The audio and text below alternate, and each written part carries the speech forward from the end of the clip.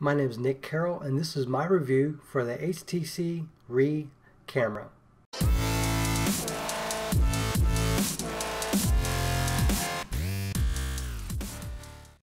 In this review, I'm going to take this from a different angle than many of the professional sites and channels typically do when they perform a review. I'm not going to give you a bunch of B-roll showing the camera in a variety of angles, point out all the different features and specifications, and then give you a few seconds of pictures and video taken with the camera. You can get all that from them, and I'm going to go over the various things that I learned about the camera in the 2 weeks of use that I had, and give you my opinion on what the RE Camera is for, as well as the good and bad things about it in my experience. Here we go. Now personally, I see this as a nice little camera that you can use for many different things, but primarily I think its strengths come into play with regard to vlogging or video blogging or video logging, where you can essentially point it at yourself, point it at a bunch of different things, and basically narrate, tell a story, etc. I think that its compact nature and lightweight and basically its form, its basic shape, all contribute to this.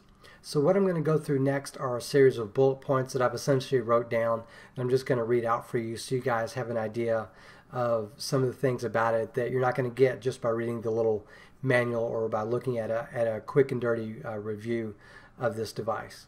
So one of the nice things about this camera is you can connect it directly to your PC, Mac, or notebook or anything like that via the USB port on the bottom of it, and you can pull the pictures and images directly off the SD card, and you can essentially use this camera as a media storage device just like you would a USB drive, so you can actually transfer files to it as well. But you can also charge it via USB if you connect this camera to a PC, Mac, or notebook, etc.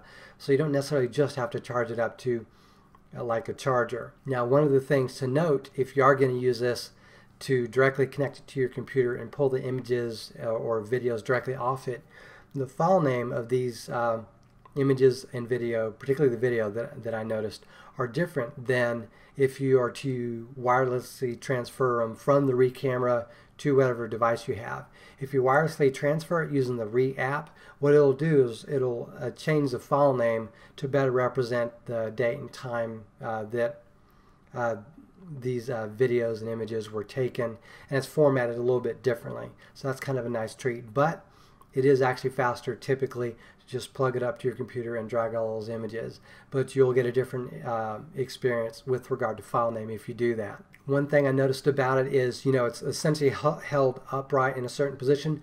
When you flip it upside down and you're using the RE app to monitor it, when the video that you're looking at doesn't actually flip. What you look at is upside down. But if you hit the record button or the shutter button, the picture and video will actually be oriented correctly. And if you're recording video, you'll actually see the video on screen orient correctly. So the reason why this is important is if you're going to use this in your car, like in the suction mount, and you have it flipped upside down to record you, I found that it was better for me to do that in terms of it being closer and not showing the mirror or my steering wheel if I adjusted it and put it that way. But the downside is you have to actually start recording and then make the adjustment, and then if you're going to talk or do whatever, you have to do that then. Or if you want to upload a clip directly, you'd basically start recording a quick clip, orient it, and then stop, and then start recording again with it oriented the way you want. So that's the only downside, is when it's flipped upside down and you're not recording yet, what you're seeing on screen is upside down, and you can't rectify that by flipping your phone upside down because it automatically reorients itself. So just something to keep in mind.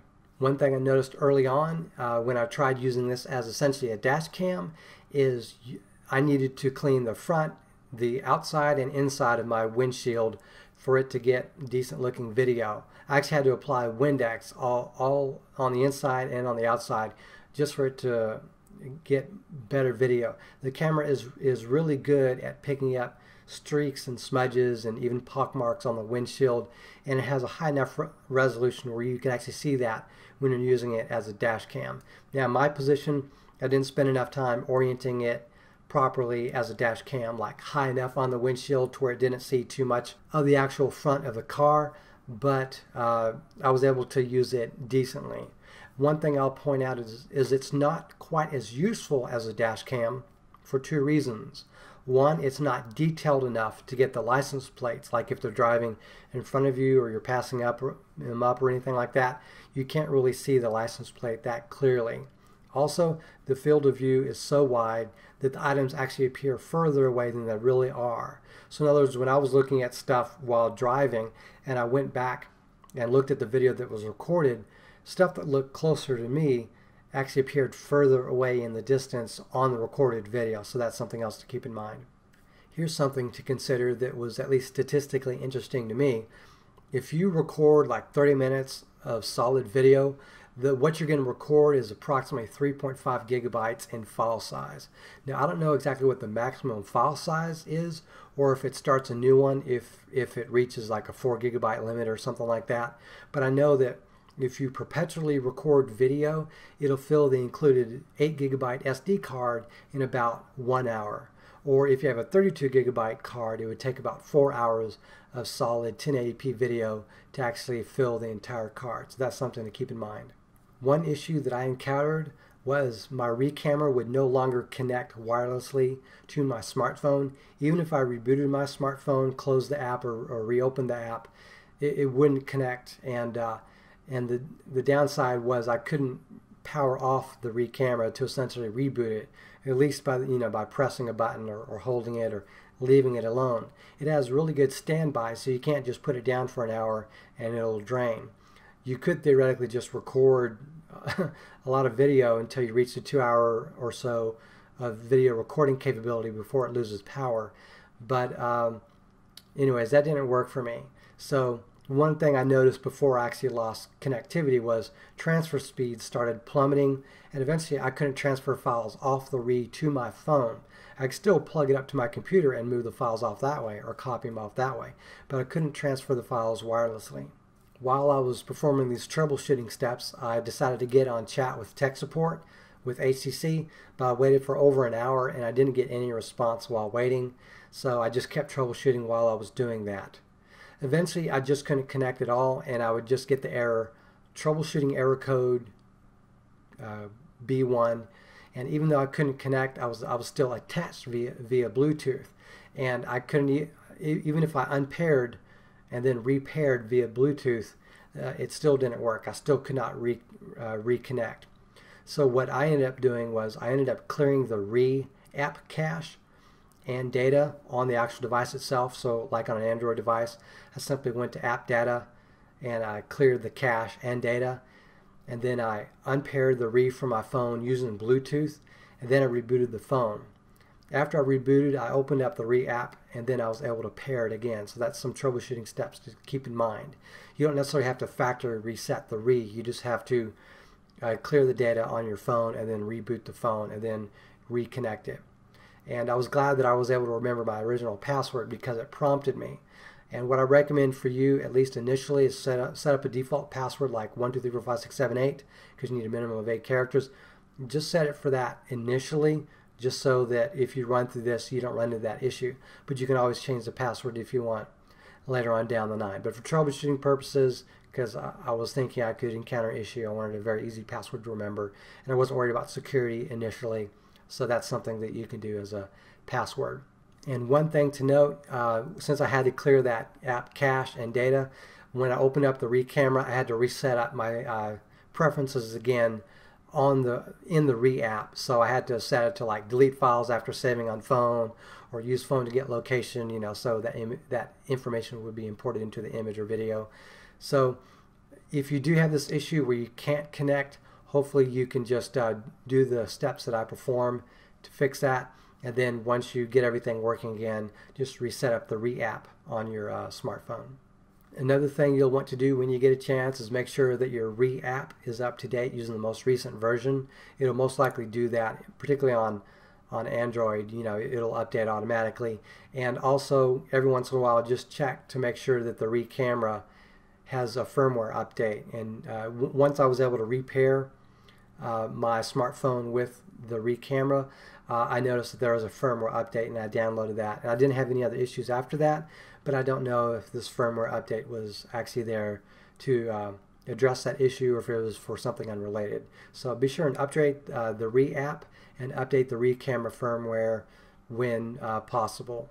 Now, there is an apparent way to reset this with RE Camera by using something like a paper clip against it. You don't use it on any of the holes on the outside of the camera case. What you do is you open up that bottom flap, take the SD card out, and then there should be a hole inside there where you essentially push with that, and that'll reset the camera. Okay, so now I'm going to talk about the pros and cons of this camera. First of all, I'm going to start with the pros.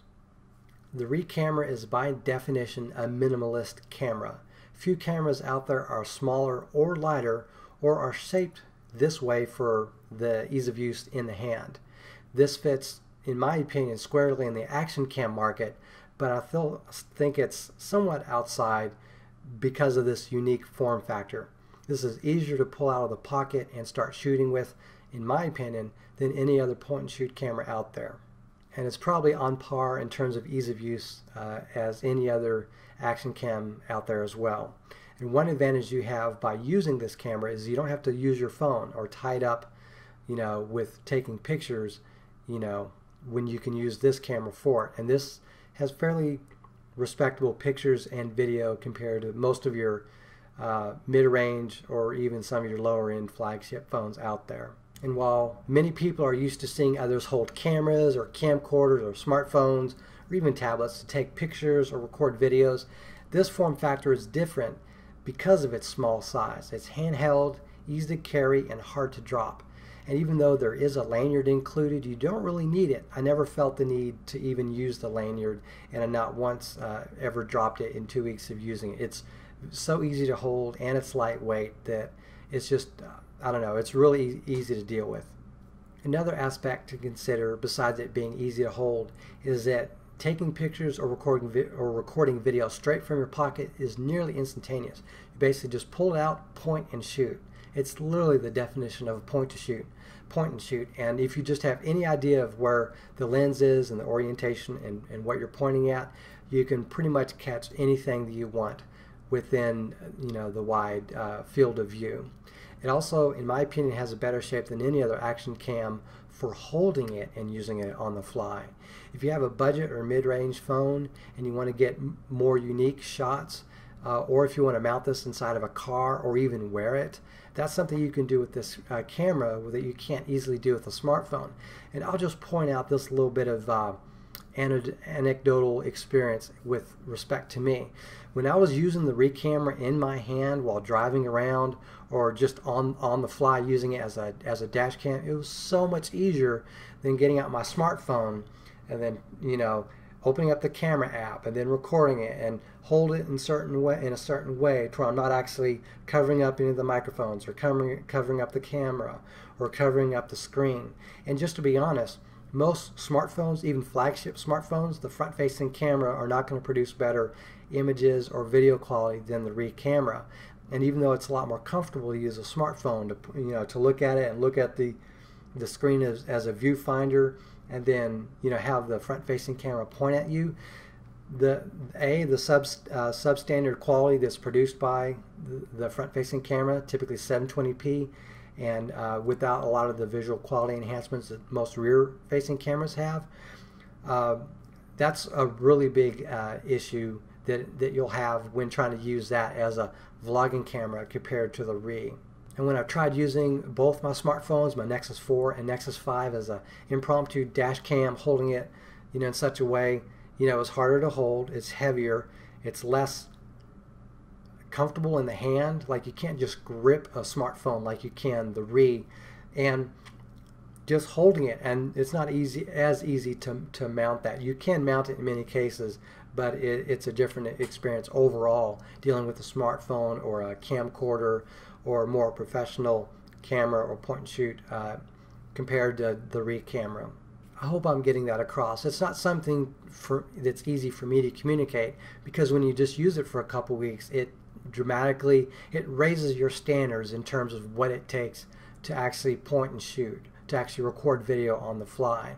And going back to a smartphone or a tablet or a camcorder or a high quality camera or DSLR, it's a different experience. And when you go from one to the other, you know, it's like going from like a dumb phone to a smartphone in some extent, in some cases. Maybe you're really used to a flip phone and you're just used to dealing with it. But once you get a legitimate smartphone, going back to a dumb phone is like punishment in a sense. And even though the camera quality, the video quality, and the picture quality isn't top notch with the HTC RE, for the price it's respectable, and considering its form factor, it's so much more comfortable and convenient to use than a typical smartphone or all the other things that I've mentioned. There's also practically no setup with the camera. You can choose to connect it to a smartphone and use some features that way, but you can still just use it as a point and shoot and just connect it directly to your computer and offload the images that way. And in my opinion, the RE Camera, its best use case by far is for vlogging, as I mentioned earlier, because of its size, form factor, and features. And you know, as mentioned before, I've tried using smartphones as a vlogging camera, and one of its biggest strengths is that this camera has practically no setup.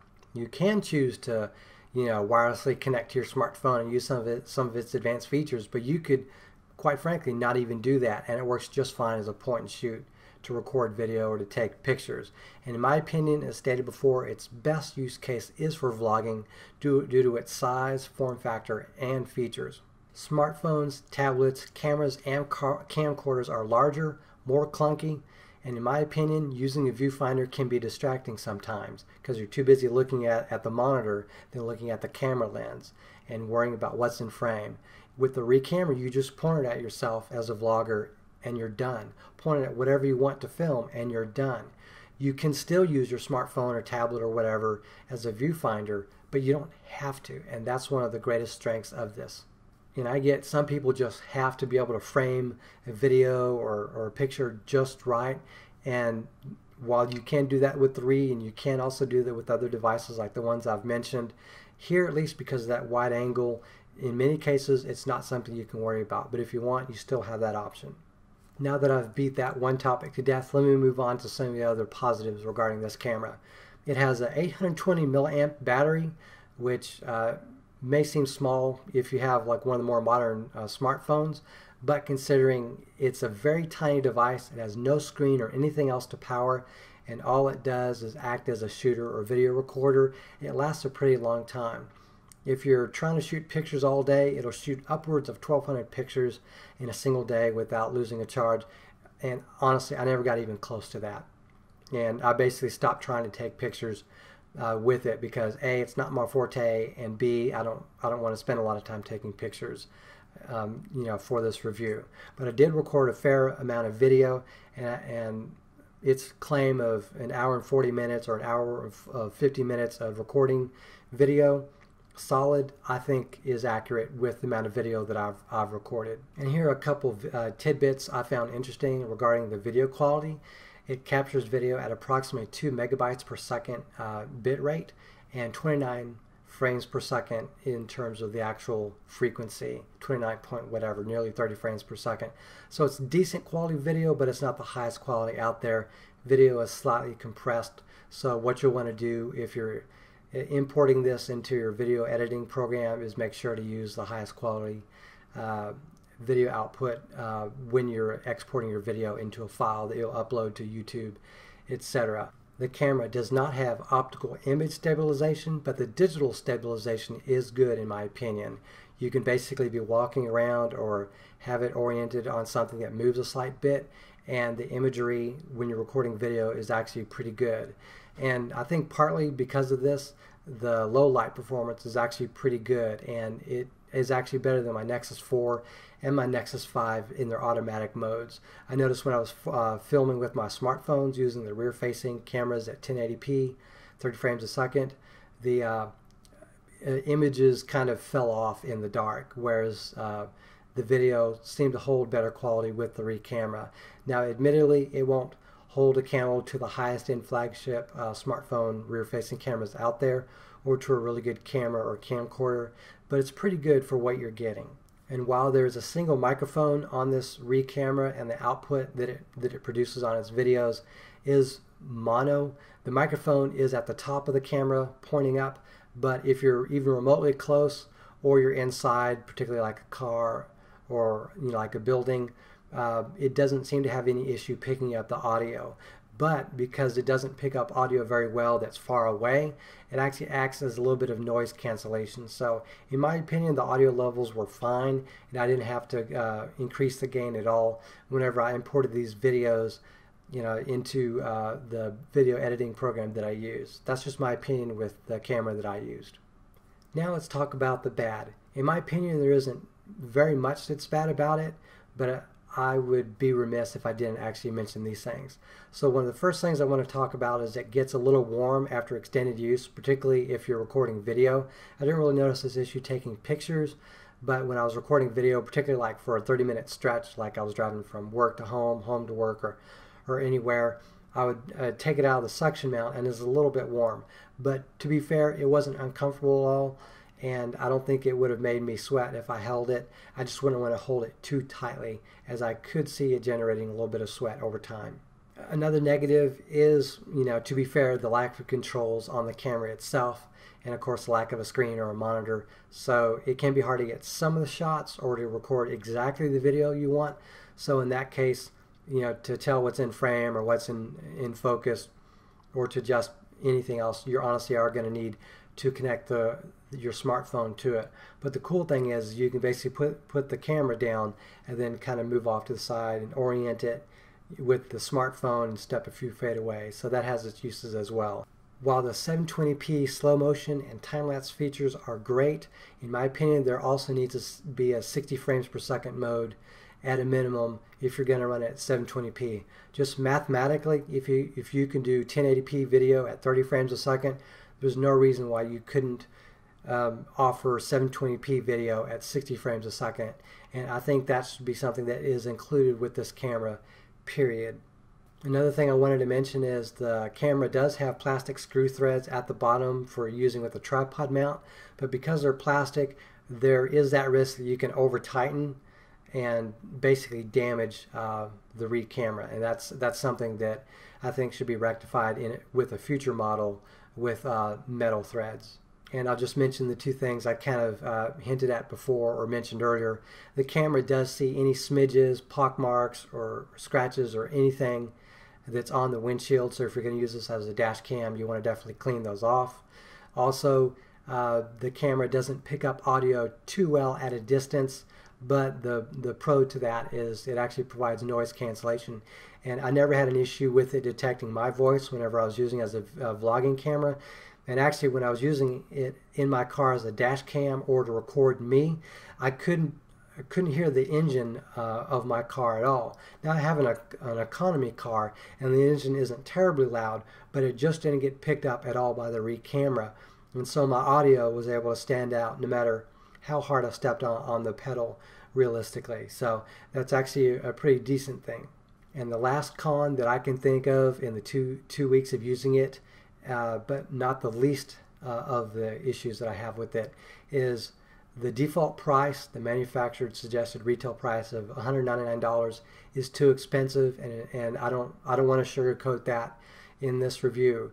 I basically held off personally buying one at a $200 price tag, particularly in the holiday season, because I have other money that I can spend towards presents on family, etc. And I just couldn't justify getting this camera. I did consider it, if it didn't go on sale and it was going to be on $200 still in February, possibly getting it with my income tax return. But for $200, I just couldn't stomach getting it personally. But it went on sale on the HTC Hot Deal site. It went on sale on Best Buy for $99, and I went ahead and jumped and ordered it. And I didn't regret that decision because that's half price. And I felt like for $100, the RE camera was worth it, and it worked out great for me. Unfortunately, in my case, I had a defective model that I had to return, but I wasn't given the option of getting a replacement. The HTC Hot Deal site basically said that I could return it and then I can reorder, but the problem is they're only selling it for $199. Same thing with Best Buy and every other place out there. So I had to return it, and I'm not going to be getting the RE Camera again until I get it for the $99 price point.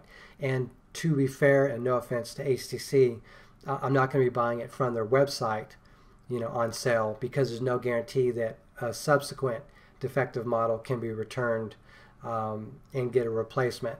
Whereas I can just walk into a Best Buy, pick it up right then, and if it's defective, take it back immediately, because there's a return policy, and they'll allow you to get another version or apply that money towards something else.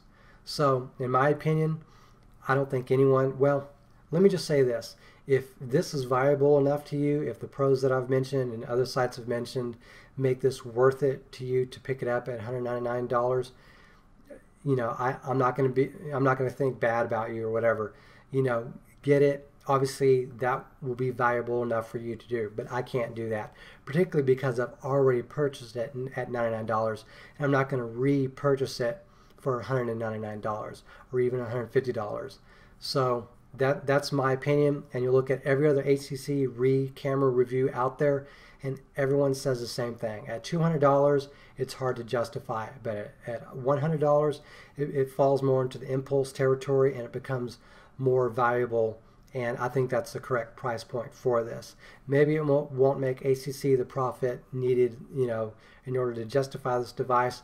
But in an era where point-and-shoot cameras have been devalued because every other camera out there can do high-quality video, mid-range to high-end smartphones can do high enough quality video and pictures to where it makes something like this not as viable, unless you can pick it up for a good price for the other features it has, particularly its compact nature and its ease of use and the lightweight and the form factor. There are definite pros to getting this, and some people will value those things more than others, but for someone like me that's interested in vlogging, that has a YouTube channel for over 2 years, that can use something like this, it is interesting enough for me to use and use instead of my smartphone or all the other options for me, but I just can't pay $200 for it. I just can't justify it, particularly because of the experiences I've been. So that's the one big downside to it as it stands. I don't want these negatives to take away from all the good things, because I think it still is a very good thing to have, particularly if you can find it for the right price point. Okay, now for my final thoughts. In my opinion, I think that the RE Camera for a Generation 1 product is actually pretty good. And I did not notice personally any game-changing issues with the camera outside of a specific defect within mine, though there is a glaring issue of being unable to power cycle or power off the RE without using a paper clip inside after removing the SD card. Would I consider this to be the ultimate point-and-shoot camera? No, it doesn't quite have all the features for that, but for the price, even at $200, I would not expect that. But its advantages are that it's probably the easiest point-and-shoot experience you could possibly get from a device. And I do think that this first iteration product could usher in a wave of better versions from HTC that'll one day include things like 1080p at 60 frames a second, and 4K perhaps video, perhaps in the future at either 30 or maybe potentially 60 frames a second. And personally, even though I think it's lightweight and doesn't need a lanyard as much in order to ensure that it's safe, you know, when you're moving it, you know, I don't think there's a high risk of accidentally dropping it. I do like the idea of having a bumper case that maybe fits around the lens and maybe even the bottom part of the RE Camera. And while there is a RE protection pack product listed on the HTC RE Camera website, there is no picture of it, so I can't tell what it looks like or what it's supposed to do exactly. But the description does say that this pack includes 4 items, including a waterproof enhancing cap and a protective lens cap. And these are supposed to give it better durability and even better performance underwater. But I would like to see what these look like before purchasing these things. So that's my advice to HTC. I do think the market is out there for that, particularly for those that have already picked up the HTC camera. And I think you can make a decent profit on accessories for this camera in the future if you keep innovating on this design. And personally, I do think this is a great gift idea for anyone if you can find it on sale at the $99 price point in particular. And in my personal experience, when I see it again for $99 at my local electronics store like Best Buy, I will definitely be picking it up again, and I'm going to sort of agonize in the meantime until that day comes. And the reason I want to do that is so that I can return it immediately if it's defective in any way. So that wraps up my kind of tangential, off-the-cuff review of this product. It is different, but I hope that you find it interesting, and it'll probably be more interesting for those that are actually considering the RE camera, or that may already have it and yet have not yet utilized all the things for it, like some of the accessories like the suction mount or anything else. I personally enjoyed my experience with it, and I will be getting it again. Thank you very much for watching this lengthy review, and have a great day.